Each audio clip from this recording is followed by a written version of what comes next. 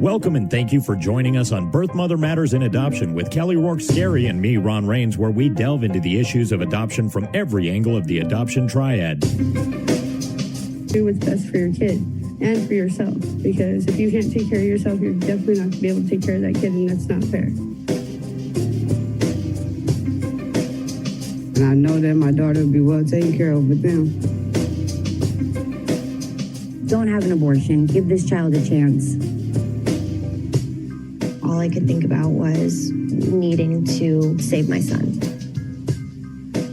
My name is Kelly Rourke-Scary. I am the Executive Director, President, and co-founder of Building Arizona Families Adoption Agency, the Donna K. Evans Foundation, and creator of the You Before Me campaign. I have a bachelor's degree in family studies and human development and a master's degree in education with an emphasis in school counseling. I was adopted at the age of 3 days, born to a teen birth mother, raised in a closed adoption, and reunited with my birth mother in 2007. I have worked in the adoption field for over 15 years. And I'm Ron Rains. I've worked in radio since 1999. I was the co-host of 2 successful morning shows in Prescott, Arizona. Now I work for my wife, who's an adoption attorney, and I'm able to combine these 2 great passions and share them on this podcast. If you enjoy this podcast, make sure to rate and review us on whatever platform you use to listen to us, and follow us on Facebook, Instagram, and Twitter. Look for AZ Adopt Podcast. Last week, Kelly and I talked with Angie about her international adoption of 3 children from Russia, and today we'll be talking about those same events, but from a different perspective. Today we'll be talking with her husband, Scott, on Birth Mother Matters in Adoption. Scott, thank you so much for joining us. We spoke with your wife last week, and she shared all about your international adoption to adopt your 3 children from Russia. And so today we would like to hear your side and the experience from your perspective. Thank you for having me. So tell us, how did your 3 children wind up coming to you? How did the process start from your perspective? And just give us the story. Well, it's a pretty interesting story because Angie and I had looked into adoption before we connected with our 3 kids now. And we visited with a couple adoption agencies, and they came out for some visits. And we just didn't click, and I can't even remember why. But I was working at the time for the sheriff's office in Fountain Hills, and one of my friends out there adopted from Russia. And he came to the substation where I worked one day and said to me, there's a couple kids here that were going to be adopted, but it fell through for some reason. And would you like to meet them?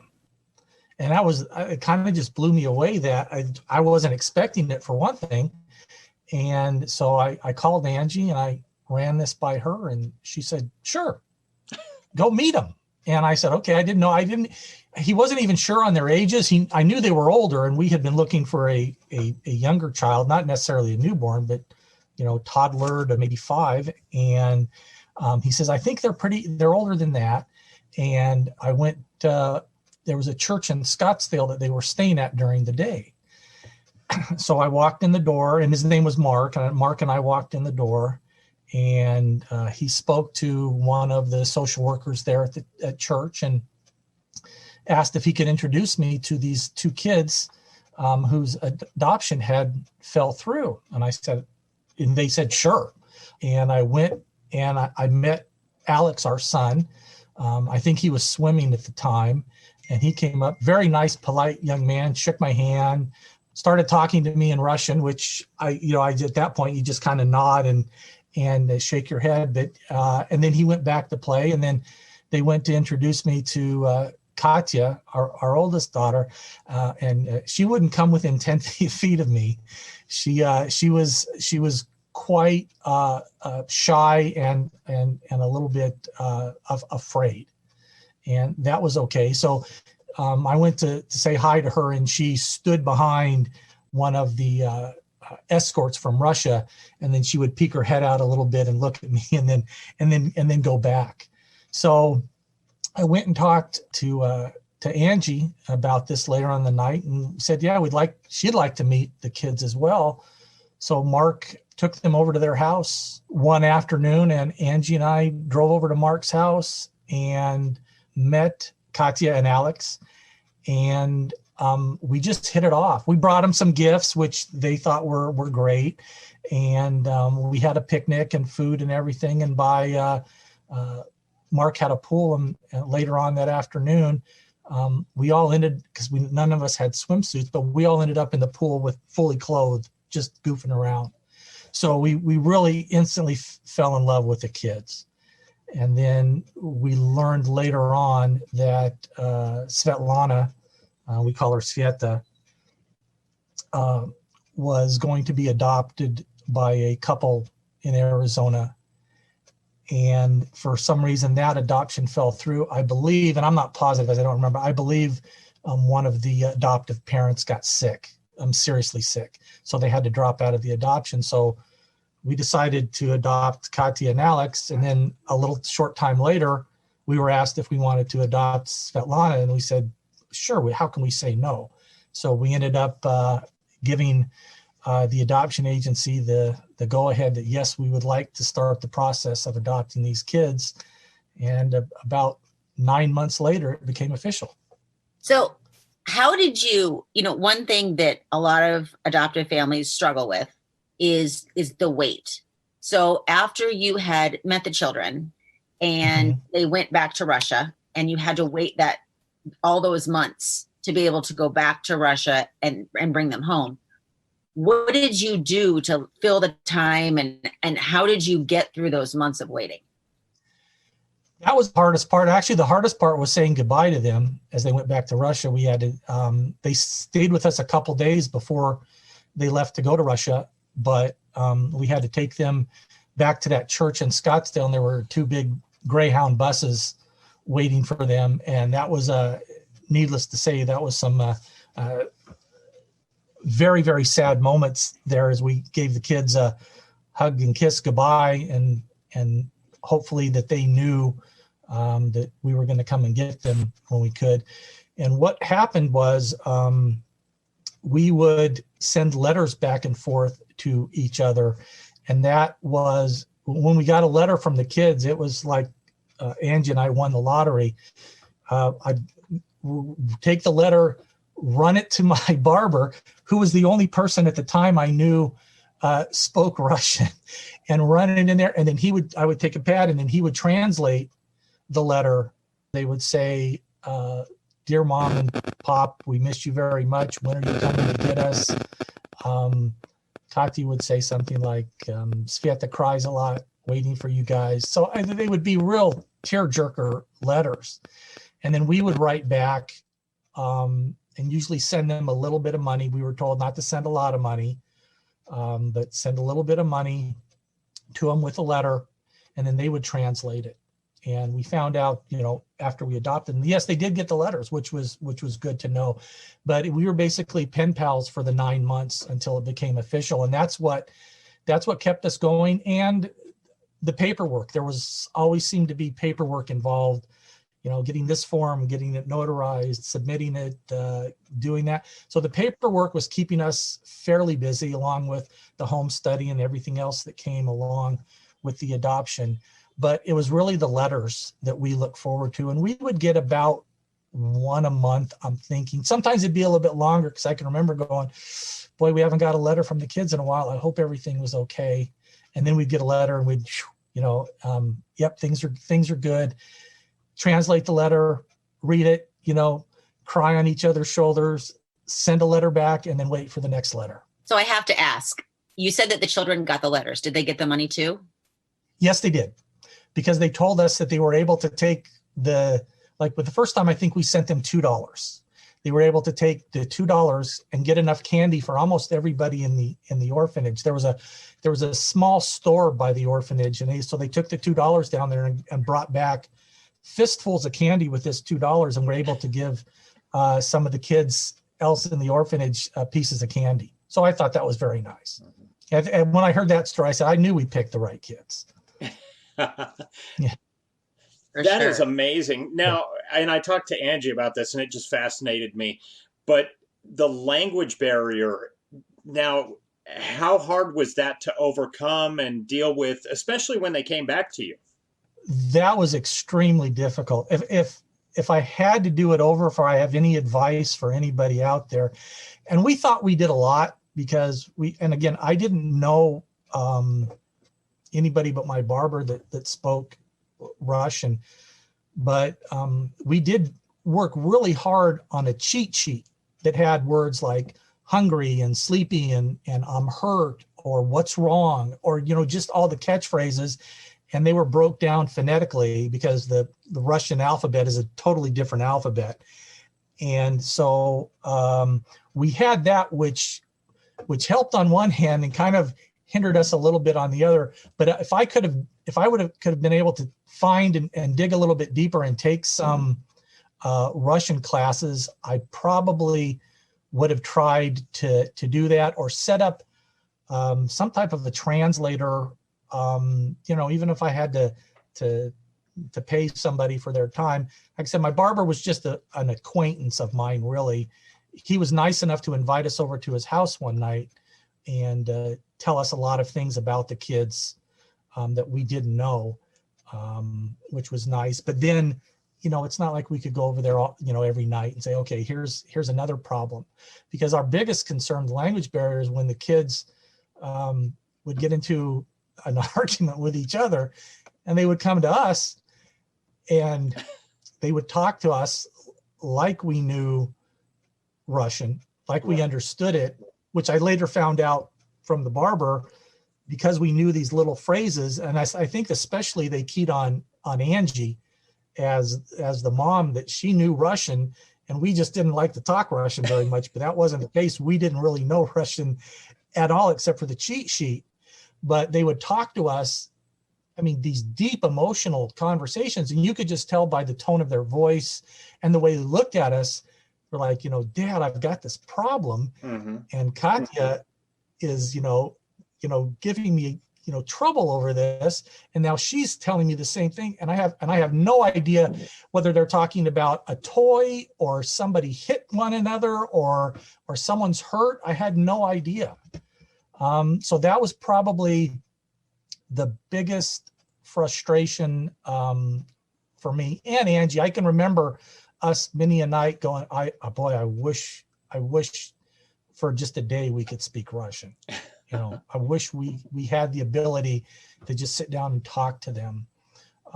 But they picked up the language fairly quickly, which is good, because with the three of them, it's a little bit harder with three than with one, because one has to speak the new language in order to. With the three of them, they could just talk Russian back and forth with each other and kind of leave Angie and I out of it if they wanted to.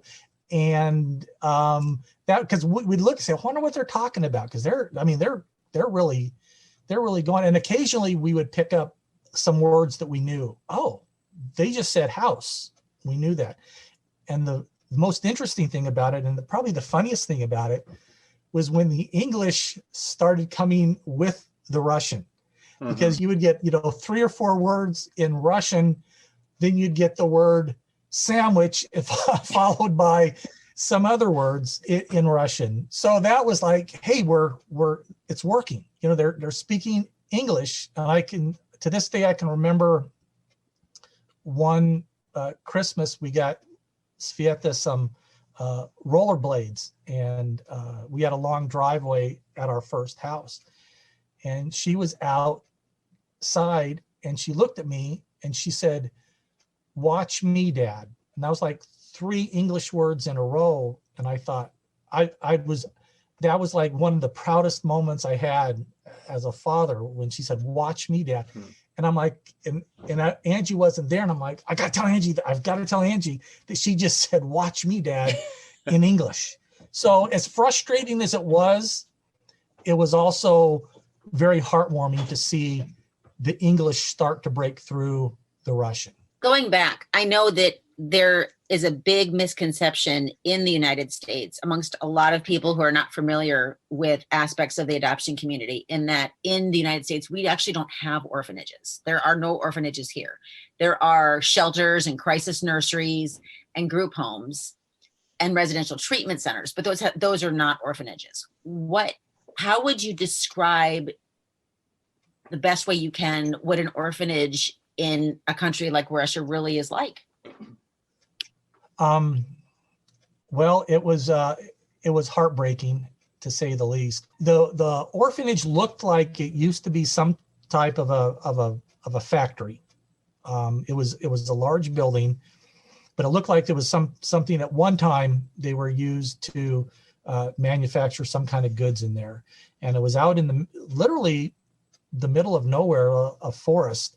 And it was a long drive, and I can remember driving out there, and I'm like, boy, where are they taking us? And so we finally pulled up in front of this, this building, and we got out, and we walked in, and there was this young man, I remember, leaning against the door, and he must have been 12 or 13, and he had a black leather jacket on, and he gave, as we walked in, he kind of gave me a look like, are you here for me, kind of a look. And I thought, wow, that's tough. We didn't say anything together, and we were with our chaperone at the time. So we walked in, and they said for us to wait here, that we will go and see the director of the orphanage. And inside, the floors were, at one time, the floors were wooden at one time, but the wood had started to decay and rot away, so that the dirt was coming up from the floor. But they didn't take us, they only took us down this hallway and into the director's office. That's all we were allowed to see. But they lined the kids up, most of the kids, if not all of the kids, along this long corridor as we walked down to meet the director. And that was the hardest thing I've ever done in my life, because we're walking, and I'm looking at these kids, and I'm thinking, is there any way we can take more home? Because it was heartbreaking. I was holding it back, because I'm thinking, I don't want to walk into the director's office, all teary-eyed. I look over, Angie's already lost it. But we're walking down this corridor, and it seemed like it went on forever. And all these kids, the clothes, you had these poor kids with 2 different shoes on, mismatched clothes, didn't fit. We finally went into the director's office, and we sat down, and they brought our kids in one at a time, and that had been the first we had seen the kids since we said goodbye to them 9 months earlier. And there we had an interview with the director, who I guess who at that time could have basically said whether or not the adoption was to go on or not. And she gave us a thumbs up, which was funny, because she asked, when they brought Katya in, they asked Katya, and I thought, boy, that's a tough question for a 10-year-old. They asked her if she was willing to be adopted, to go back to the United States with us, and she said yes. And then the director asked her, which one do you like best, your mom or your dad? And I thought, whew, because I remember our chaperone who spoke, her eyes kind of rolled back like, ooh, that wasn't a good question. And I'm thinking, oh, what did she ask her? Because I have no idea. Then Katya replied, and then the translator kind of gave us a thumbs up. And I'm like, what? Come later found out when she asked Katya, which one do you like best? Her answer was, I like them both the same. So I thought, boy, that's a smart little 10-year-old. So, but anyway, we left shortly after our meeting with the director. Like I said, we went in, we saw the entrance, the long corridor, and the office, but the building itself was in very, very poor shape. And talking with the kids later on, it was just it's not a good situation to be in. There's not a lot of funds and money in the orphanage process, and it was tough. Their life in the orphanage was difficult. It was very difficult. I have to ask, what was the purpose? Did you ever find out the purpose of lining all the children up in the hallway? Was there a reason? No, I don't know. I heard it was some type of a I don't want to use the word ritual, but some kind of that's their way of, as we're coming by, their way of thanking us for doing this adoption. But it was a heartbreaking thank you. I mean, it was difficult for that. I mean, it might have been only 50 yards that we walked, but it was a long 50 yards. And to look in the eyes of all those kids lined up on both sides of the wall, it was, yeah. I mean, from, you would have a 12-year-old standing right next to a 3-year-old. And it was heartbreaking. And it's something that I'll remember for the rest of my life. Sure. After getting them back here and, starting to live with them and, developing a life as a family together, Angie had talked a bit about kind of a bonding moment. Did you have any of those moments that were like, I've arrived, this is it right now, we've bonded? Was it, for instance, the watch me dad thing? I mean, because I think that would get to me. I almost teared up when you said that. That was really close. And I can remember, I think Katya was the first one who learned how to write. Mm-hmm. And it was under a year. She wrote me a letter, and she used to call me, at first she'd call me Papa. She'd spell it P-A-P-A. And she handed it to me one day out of the blue that said, I want to thank you so much. And there were misspellings and the grammar wasn't correct, but she was so intent on learning how to write the English language. She's basically, I'm paraphrasing it, but it basically said, Dad, I want to thank you so much for adopting me. I love you, and I love the United States. And I look forward to the coming years. I mean, it was so moving. I've got that letter. It was just something that just took me back.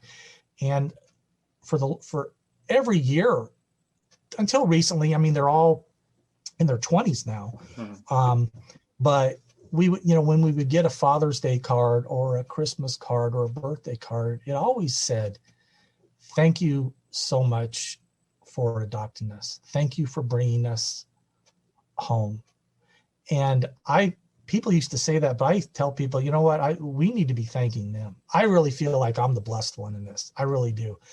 I understand the kids were in a bad situation, but I think that Angie and I are blessed for these kids, not the other way around. Did you ever feel, as a mom that doesn't have adopted children, but I do have stepchildren, so there are some similarities. Do you ever feel like, oh my goodness, we're in over our head? Like this is like, wow. There were days in the first couple years that just, I don't, when Alex broke his arm at school and didn't really know English, and remember taking him to the hospital, and the hospital was asking me all kinds of questions. And I'm like, no, honestly, he broke it at school and this and that. There were some, when the kids were having a really bad day and were taking it out on each other, and we couldn't help. We really couldn't help. We were still at the phase where we would say, to each other, we just need to separate them and put a couple of them down in front of the TV and maybe tell the other one to go ride the bike. There were days where we became really frustrated, and some of the, I would say for the most part, our kids were 90% listened and did the right thing and behaved like we wanted them to. But occasionally they would have a bad day. Occasionally they would do something that they shouldn't have done, and I would and not being able to tell them in English, that is inappropriate. You don't do that. You don't take money. Our oldest, and I don't blame her. She considered herself the bank of the other two. So when we give them allowance, she when we asked her as she got older. So that was a good thing about this, as they got older, because we could come back and say, hey, remember when you did that? What were you thinking? And so she'd say, well, I knew that, Alex and Svieta, they weren't old enough to handle their funds. So I took care of their funds for them. So there were days. And yes, I could understand how being, having stepkids or any kind of a family like this, where you're kind of just thrust together all at once. There were times where I thought, ooh, 3, should we have taken 3? I'm glad now, but there were days where you think, this. And my advice to people is do the best you can, because you will look back and go, you know what? It's just part of being a parent. Whether you're an adoptive parent or a biological parent or a step parent or any kind of parent, it's just part of being a parent. Do the best you can, and in the long run, everything will turn out for the best. Okay, so to kind of summarize this, and we could probably just go on all day long with questions. Oh, I've got lots of stories, but yeah. So we'll have to bring you back on and listen to those stories. So for families that are beginning the steps to pursue an international adoption, what is the best advice that you would give them that you wish that somebody had given you when you were starting this process? Find some training classes that talk about adopting older kids. And I know they're called trauma classes, I believe.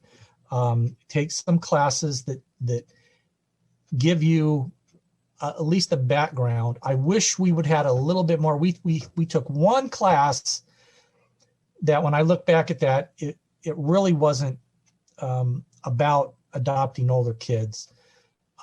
But find a class, find a family that has gone through this, and talk to them and ask them what to expect, and realize that not every day is going to be, a honeymoon day. That you're going to have your ups and downs, and you're going to look back and say, wow, what did I get myself into? But realize in the end, I cannot picture my life now without these kids. I just can't. So, I realized, looking back, there was probably a good handful of days where I said, you must have been crazy to think of doing this. But you know what, whether we would adopted them or had them biologically, I'm sure biological parents are thinking the same thing. But I look back now and say to myself, you know what, I love these kids. I'll always love them. They're good kids. They're all in the military. That's amazing to me. They all have good careers. They're all doing well. And find some classes for yourself. Don't get frustrated by the paperwork, because I remember myself being frustrated. And now when I look back, that was such a small blip on the radar, that paperwork. It really was. But I remember at the time going, oh, yeah, I was the notary at the time. I knew on a first name basis. She'd be like, oh, you. She'd be like, oh, you again. So anyway, just find some classes. Find a family that's gone through this. Don't be afraid to talk to them. Don't be afraid to have bad days, and know that you're doing a good thing for the kids, and the kids in turn are doing a good thing for you. You've really shed a lot of light, and I really hope that you come back and continue to share your stories, because I think we can all learn so much, whether a family is pursuing international adoption or domestic adoption or looking at adopting out of the foster care system. I think there's so much overlap. And like you said, even with stepchildren or biological children, parenting is parenting. And yes, you can add labels to it, but at the end of the day, they're still your children and you're still parenting them. Exactly. And I'd be happy to come back. I really enjoyed it. Okay. Well, again, thank you so much. And maybe we could do the next episode with you and your wife on at the same time. Sounds great. And get the kids going and everything. We'll have the whole family on Zoom. Okay. It'll be awesome. Sounds good. Thanks, Ron. Thank you. Thanks, Kelly. Thank you. Okay. We have a pregnancy crisis hotline available 24/7 by phone or text at 623-695-4112, or you can reach us on our toll-free number at 1-800-340-9665. We can make an immediate appointment with you to get you to a safe place, provide food and clothing, and help you get started on creating an Arizona adoption plan, or just give you more information. Check out our blogs on our website at azpregnancyhelp.com and follow us on Facebook, Instagram, and Twitter by looking for AZ Adopt Podcast.